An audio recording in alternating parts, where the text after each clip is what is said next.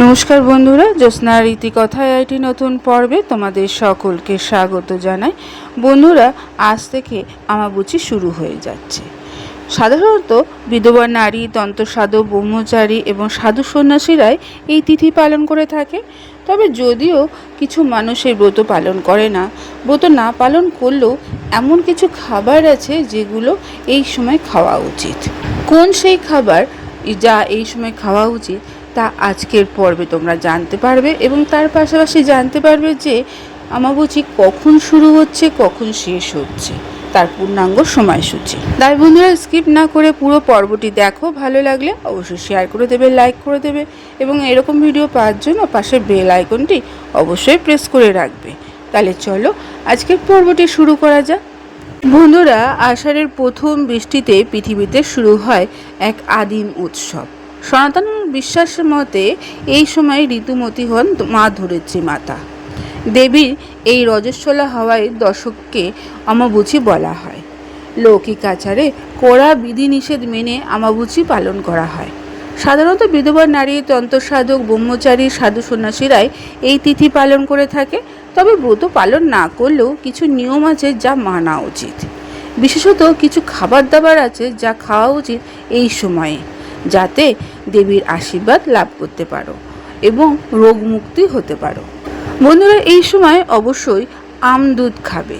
স্বাস্থ্যমতে শরীর ঠান্ডা রাখতে দুধের সঙ্গে আম মিশিয়ে খেতে হয়। গরমে বাজার ছেয়ে যায় আমে, আর বর্ষায় শুরু হয় সাপের উপদ্রব। তাই এই সময়ে দুধ আম খেলে দেবী তুষ্ট হন, ফলে আর সাপের দংশনের ভয় থাকে না। তবে শুধু খেলেই হবে না, আমাবুচির শেষে প্রথমেই দেবীকে আম দুধও নিবেদন করতে হবে, তাতেই মিলবে দেবীর আশীর্বাদ। পুষ্টিবিদদের মতে বন্ধুরা, আমে থাকে অ্যান্টিঅক্সিডেন্ট। এছাড়া vitamin A, vitamin D, vitamin বি12, ক্যালসিয়াম, পটাশিয়াম থাকে। তাই আম যে কোনো ধরনের সংক্রমণ রোধ করতে পারে। এছাড়া ত্বকের প্রদাহ কমাতেও আমের জুড়ি মেলা ভাব নেই। ক্যান্সার রোধী হিসাবেও আমের গুরুত্ব রয়েছে। তাছাড়া হজম শক্তি, দৃষ্টিশক্তি বাড়াতেও সাহায্য করে, লিভারের সমস্যা দূর করে।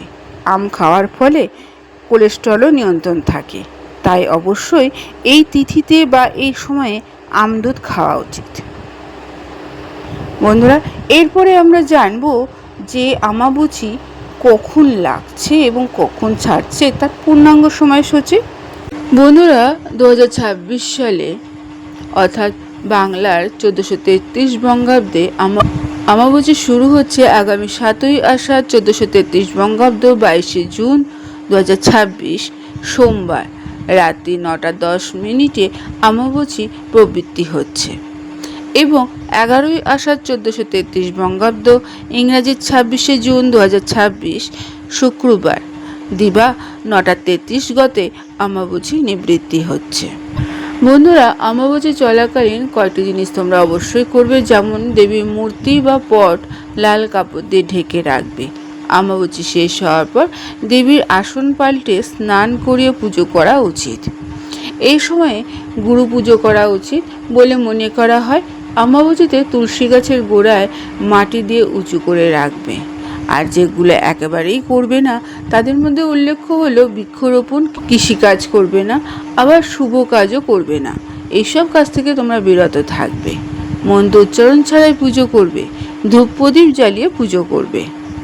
বন্ধুরা, আজকের পর্বটি এখানেই শেষ করলাম। এতক্ষণ আমার ভিডিওটি দেখার জন্য ও শোনার জন্য তোমাদের অসংখ্য ধন্যবাদ।